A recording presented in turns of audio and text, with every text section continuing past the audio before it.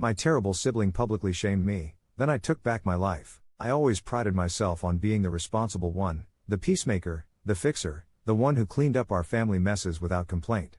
For as long as I can remember, I'd smoothed over conflicts, wiped away tears, and carried the burden of making sure everyone else got their moment in the sun. That was until the night when my own brother, the one who lived in the shadow of parental favoritism and an overwhelming need to be adored, humiliated me in front of our entire extended family at our annual reunion dinner. I had gathered every ounce of my energy to hold this disparate family together, only for him to betray that trust in one devastating blow. In that brief, searing moment, as his biting words echoed through the crowded banquet hall, I felt every ounce of my worth crumble away. But little did he know that it was this humiliation that seeded my journey, to reclaim not only my dignity, but to rediscover the strength I'd long nurtured underneath a veneer of self-sacrifice. I grew up in a household where the roles were clearly drawn. My older brother, Jeremy, was the golden child, handsome, quick-witted, and adored by our parents for reasons I never could quite understand. I, on the other hand, was the mediator, the one who quietly endured constant comparisons and unspoken expectations. Every family dinner, every holiday, I found myself quietly smoothing over his ego-driven outbursts and the endless stream of criticisms targeted at me that were couched in concerns for my lack of ambition or lesser achievements. I remember countless times when I sacrificed my own dreams and desires just to keep the fragile balance of our family intact. I'd always thought that if I could just be enough for everyone else, then I'd be enough for myself. But one fateful night shattered that illusion. It was our parents' 50th wedding anniversary, a glamorous, meticulously planned event meant to honor a lifetime of union. I had spent weeks organizing every detail behind the scenes, ensuring that guests were comfortable, speeches flowed seamlessly, and the delicate balance of family dynamics was maintained. I wanted everything to be perfect for Mom and Dad, hoping that maybe, just maybe, the efforts would finally earn me the recognition I so desperately craved. I wasn't looking for praise, but I wanted to feel like I mattered. As the night unfolded, our extended family gathered in the grand dining hall of the old estate our parents had lovingly maintained. The air was thick with anticipation, a blend of nostalgic warmth and the unspoken tensions that always find their way into such gatherings. I took pride in making sure every detail was just right. The soft glimmer of candlelight on polished wood, the gentle hum of laughter, the clinking glasses in moments of toasts. Then it happened.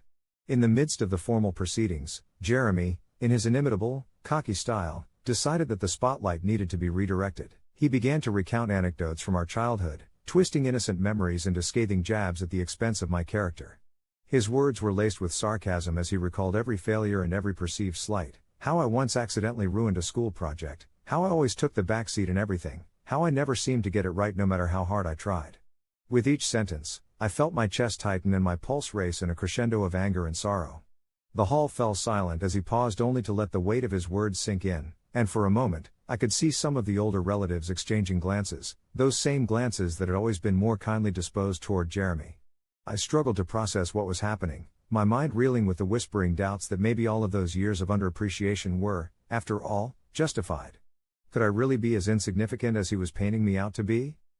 After that night, I retreated into a deep internal battle. The fallout was immediate. I found myself withdrawing from family gatherings, avoiding eye contact, and questioning every choice I'd ever made.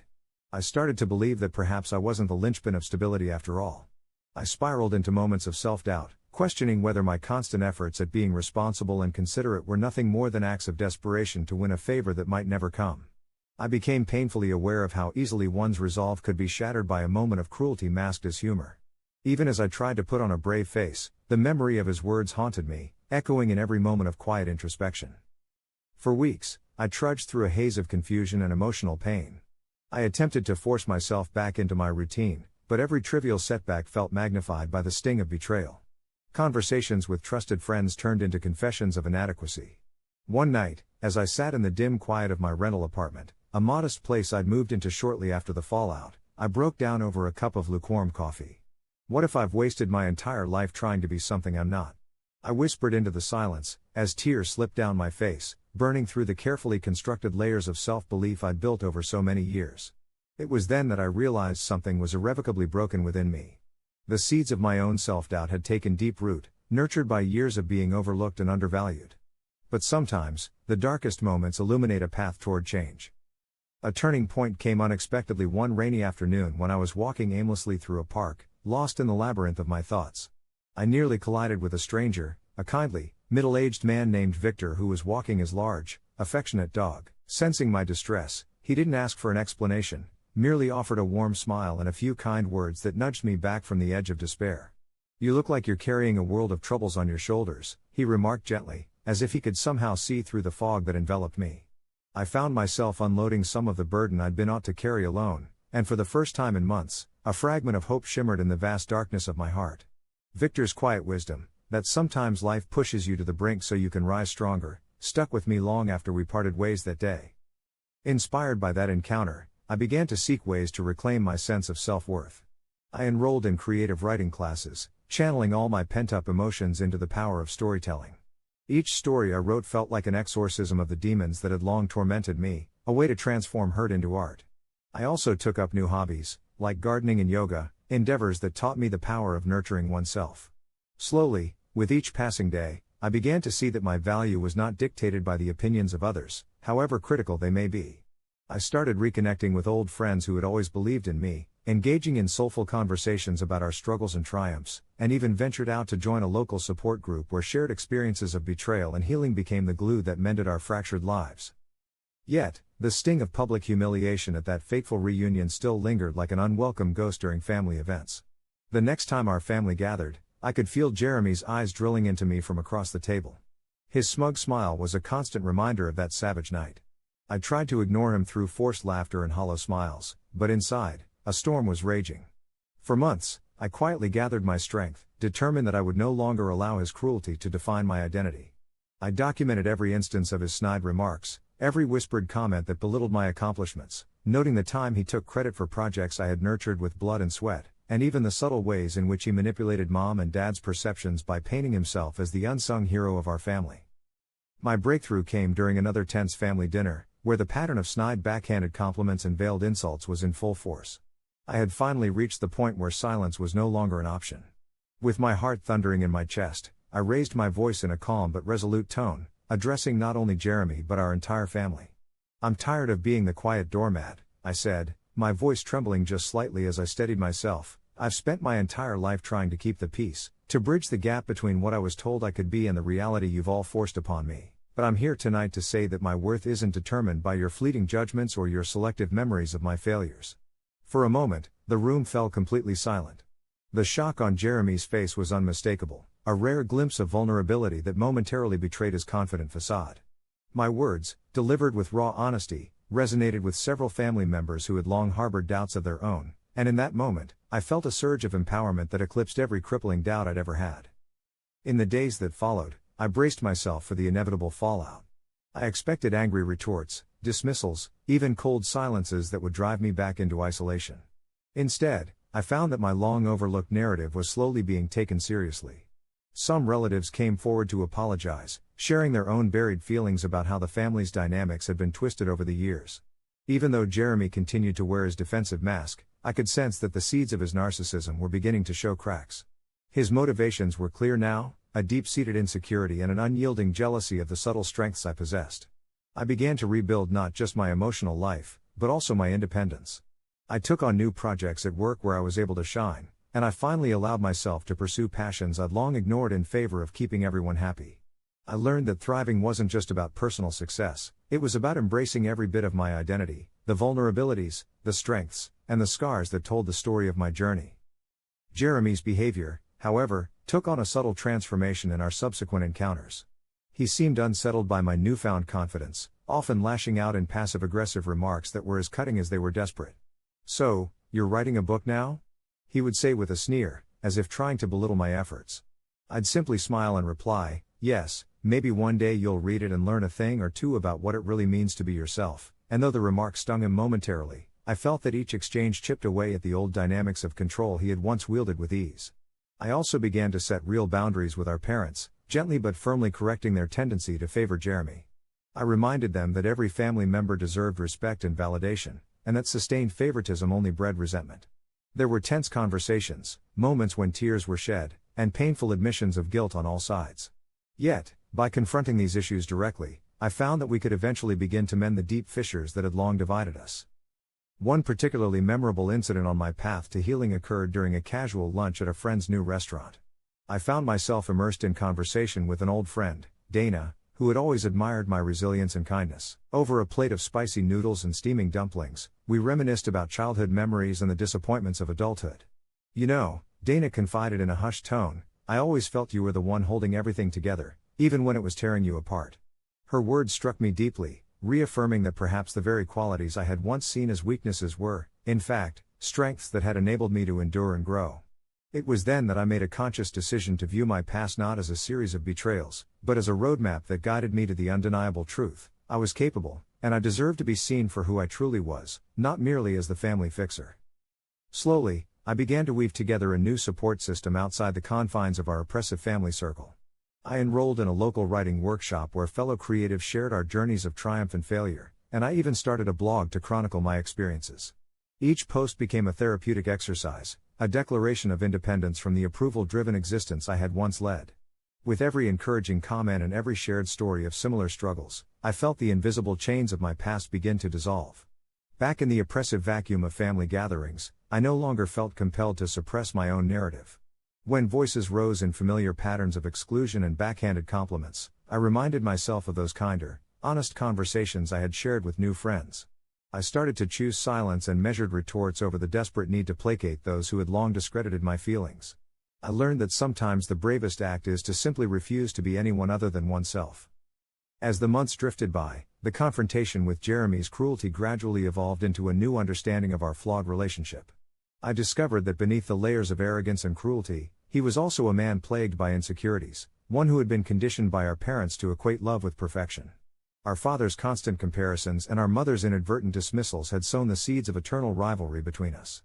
I began to see that Jeremy's hurtful comments were less about my shortcomings and more about his desperate need to be adored, a need that, in a twisted way, I had inadvertently fed by always being the reliable, the predictable, the ever-dutiful sibling. In one of our less formal confrontations, while sitting alone on the back porch of our childhood home, he mumbled something that caught me off guard. "I don't know how you do it, always playing nice. Maybe if you weren't so predictable, people would actually notice me instead." Those words, uttered in a rare moment of vulnerability, resonated with me. I realized then that Jeremy's cruelty, though inexcusable, was his way of masking his own feelings of inadequacy. While it didn't justify what he had done, it gave me a perspective that filled me with compassion rather than hatred. Understanding his motivations allowed me to separate his toxic behavior from my self-worth, and that became a critical step in my healing process. As I continued to blossom in my newfound independence, I achieved a personal milestone when I completed my first novel, a story that was heavily inspired by my experiences with betrayal, abandonment, and ultimately, the reclamation of identity. The book, a blend of raw memoir and fiction, became a catharsis for every painful memory I had once repressed. When the publication day finally arrived, I stood before a modest crowd at a local bookstore, heart pounding with apprehension. Amid the applause and encouraging words, I found the courage to read a passage that encapsulated my journey. "We are not defined by the harsh words of those who expect us to conform to their flawed ideals. We are a mosaic of our scars, our triumphs, and the silent strength that carried us through the darkest nights." The resounding response from the audience was more than I had ever hoped for. It was a validation of every moment of self-doubt, every tear, and every small victory on my path to healing. The ripple effects of my transformation began to extend even to those who had once been complicit in the toxic family dynamic. Our parents, who had been unwitting architects of long-standing favoritism, started to reflect on their own behavior. They reached out, awkwardly at first, acknowledging the deep-seated grievances that had festered for years. Family dinners became more honest, sometimes painful discussions where feelings were acknowledged instead of brushed aside. Jeremy, while still prone to his moments of defensive snark, occasionally let slip words of regret when he was alone. I learned that real growth often comes with the admission of one's own failures, and while our relationship would never be entirely the same, it was evolving into something that, while imperfect, was rooted in a more honest understanding of each other's humanity. Now, as I look back on that fateful night of betrayal and the tumultuous journey that followed, I see it as the catalyst for my rebirth. The cruel, public humiliation that once loomed over me like a dark cloud has gradually dissipated into a memory, a painful but transformative memory that forced me to confront my vulnerabilities and rise above them. I'm no longer the timid, people-pleasing sibling who allowed others to dictate my worth. I've become a person who unapologetically claims my own narrative. I now thrive in the realization that vulnerability is not a weakness, but a wellspring of strength that, when embraced, can illuminate even the darkest corners of one's soul. Of course, healing wasn't linear. There were moments, Even recently, when Jeremy's sly comments would cause a twinge of self-doubt to resurface, or when I'd catch myself wondering if all my efforts were in vain. But then I'd remember Victor's kind words in that rainy park and the countless voices from the support group affirming that every scar has a story, every setback a hidden blessing. I've learned that forgiveness doesn't mean forgetting, it means acknowledging the past, learning from it, and using that insight to shape a future that is unequivocally mine. I never set out to dismantle the family dynamic entirely, because I still loved them, despite everything. Instead, I chose to redefine my boundaries and to let go of the need for their constant validation. In recounting my story, I don't intend to paint Jeremy or anyone else as a one-dimensional villain. We are all products of our experiences, the compliments, the criticisms, the unspoken expectations woven into the fabric of our shared history. Jeremy's misdirected anger was as much a mirror of our upbringing as it was a reflection of his own internal battles. While I wish he had never used my vulnerabilities as ammunition to exalt himself, I now understand that there is a certain fragility in all of us, a quiet desperation to be seen, accepted, and loved. And that understanding, as painful as it might be, has freed me from the chains of judgment and self-condemnation. Today, I continue to write, to share, and to embrace every facet of who I am, responsibilities and all. I actively engage in conversations about mental health, self-worth, and the importance of setting boundaries, hoping my story can serve as a beacon for those still wandering in the dark. Every time I pen a new piece, I feel a renewed sense of purpose, a vibrant affirmation that my worth is intrinsic, not mediated by the shallow opinions of others. My journey has taken unexpected twists, but every detour has led me to a deeper understanding of what it means to truly live, courageously, authentically, and unapologetically. In the quiet moments, when I find myself alone with my thoughts, I recall that night at the anniversary dinner with a mixture of sorrow and gratitude. Sorrow, for the lost years of self-neglect and the wounds inflicted by painful words, gratitude, for the invaluable lessons those moments forced me to learn about resilience, empathy, and the transformative power of reclaiming one's voice. I now am a living testament to the idea that some of the harshest betrayals can ignite a spark that, when fanned with determination and self-love, becomes an unquenchable flame, a flame that lights the path toward freedom and authentic living. I share this story not to exact revenge on those who wronged me, but as a celebration of the strength it takes to reclaim one's life after betrayal. I invite anyone reading this, whether you're nursing old wounds or struggling to find your voice, to know that transformation often begins with a single, painful step. The journey is hard, messy, and often fraught with setbacks, but every step taken in truth builds a bridge between who you were forced to be and who you truly deserve to become. And so, I continue forward, pen in hand, heart open, and soul unburdened, knowing that every word I write is a declaration of freedom, a testament to the fact that I am finally, unapologetically, me. Now, as I sit at my desk late into the night with the soft hum of the city in the background and the faint smell of fresh coffee permeating the room, I realize that while the scars of that earlier life may forever mark me, they do not confine me. Each day is a new chapter in the ongoing story of my self-discovery, a story where every misstep and every triumph is a reminder that my essence is worth more than any cruel remark or dismissive gesture.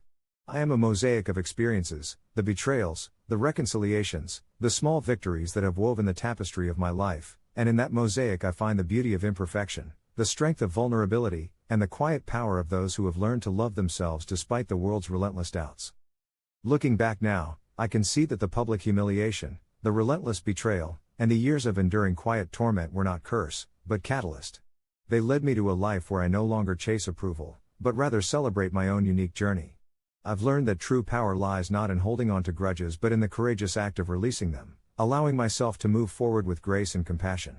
Jeremy's actions, once so destructive, now serve as a reminder that no one has the right to define our value but ourselves. And while our family is still a work in progress, I take solace in knowing that by reclaiming my narrative, I've paved the way for a future filled with authenticity, self-respect, and genuine connection. So, this is my story, a story of public betrayal, heart-wrenching solitude, and ultimately, the sweet triumph of reclaiming one's life. I share it with hope that others might see that even in our darkest chapters, there is a flicker of light waiting to ignite a transformation so profound, that the very pain we once endured turns into the foundation of our renewed, self-empowered existence. I carry my scars like medals, reminders of battles fought and lessons learned, and I welcome the day when every word I write and every step I take can serve as an inspiration for those who, like me, have ever felt overlooked, undervalued, or betrayed. Every morning as I wake, I no longer dread the mirror, for it now reflects not a broken spirit, but a a person who has weathered storms, confronted toxic legacies, and emerged with a heart rebuilt on honesty and self-love. My journey continues, and while there are days when I catch myself recalling those painful moments with a sting, I also see the vast reservoir of strength they carved out within me. I now stand, not as the quiet mediator of old, but as an individual with a voice that refuses to be silenced, an ever-evolving narrative of resilience, forgiveness, and the unyielding will to live a life entirely on my own terms.